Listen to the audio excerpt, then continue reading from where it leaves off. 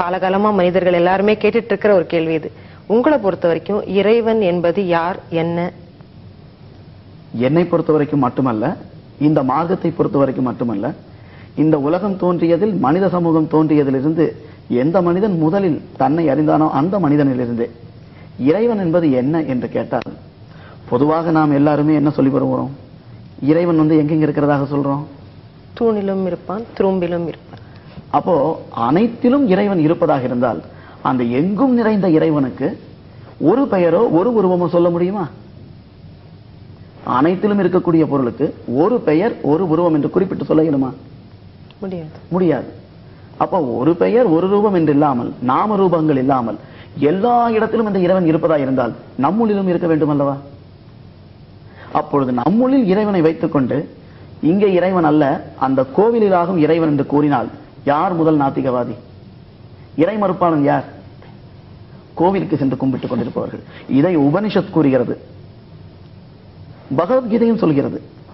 பகவத்கீதையில என்ன சொல்லப்பட்டிருக்குன்னா, இறைவன் யார், எங்கே இருக்கிறான்னு கேட்டா, ஈஸ்வர சர்வபூதானாம் ஹிருதேஷ அர்ஜுனா திருஷ்டதி. ஈஸ்வரன் எல்லா ஜீவஜாலங்களுடைய ஹிருதயத்தில் இருந்து கொண்டிருக்கிறான், வாசம் செய்து கொண்டிருக்கிறான் என்று கூறப்பட்டுள்ளது. அதனால தான் திருமூலர் சொல்றாரு, உள்ளம் பெருங்கோயில் ஊனுடம்பு ஆலயம். இந்த உடல் தான் ஆலயம், இதற்குள் இறைவன் இருக்கிறான். தன்னை அறிய தனக்கு ஒரு கேடில்லை, தன்னை அறியாமல் தானே கெடுகின்றான். தன்னை அறியும் அறிவை அறிந்த பின் தன்னையே அர்ச்சிக்கத்தான் இருந்தானே.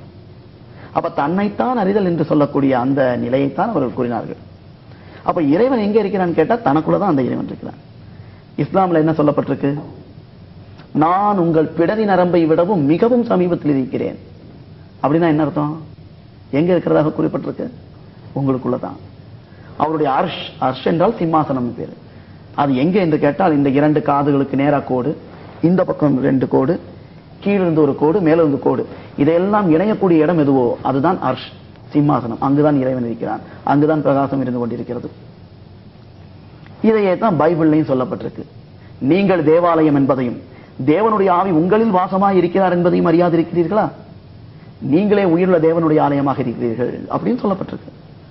ஆக இந்த உடம்புக்குள்ள அந்த தேவனானவன் இருக்கிறான். அந்த தேவனானவன் என்னவாக இருக்கிறான்? இங்கே ஜீவனாக இருக்கிறான். சீவன் என்ன சிவன் என்ன வேறில்லை. திருமூலர் சொல்றாரு, சிவம்னா ஏதோ ஜடாதாரியாக இருந்து கொண்டு கங்கையை தலையில வச்சுக்கிட்டு ஒரு பாகத்தை பார்வதிக்கு கொடுத்துட்டு இருக்கக்கூடியவர் நினைச்சிட்டு இருக்கிறாங்க. திருமூலர் அதை சொல்லல. சீவன் என்ன சிவன் என்ன வேறில்லை, சீவனார் சிவனாரை அறிந்தார் இல்லை, சீவனார் சிவனாரை அறிந்த பின் சீவனார் சிவனாராய் ஆயிட்டிருப்பாரே. எப்ப ஜீவன் தன்னைத்தான் அறிந்து கொள்கிறதோ அப்பொழுது சிவமாக மாறிவிடுகிறது. இதுதான் கொஞ்ச நேரத்துக்கு முன்னாடி பேசும்போது சொன்னோம். உள்ளே வசிக்கும் காற்றுக்கு வாசி என்று பெயர். அந்த வாசியாக ஜீவனாக இருக்கும் பொழுது அது வாசியாக இருக்கும். அது தானாக மாறிவிட்டது என்றால், தன்மயமாக வெளியில் செல்லாமல் தன்னுள்ளிலேயே நிலைநிறுத்தப்படுகிறது என்றால், அந்த வாசி திரும்பியது. வாசியை திருப்பினா என்ன ஆகுது? சிவா. சிவா. அது இறைவனாக மாறி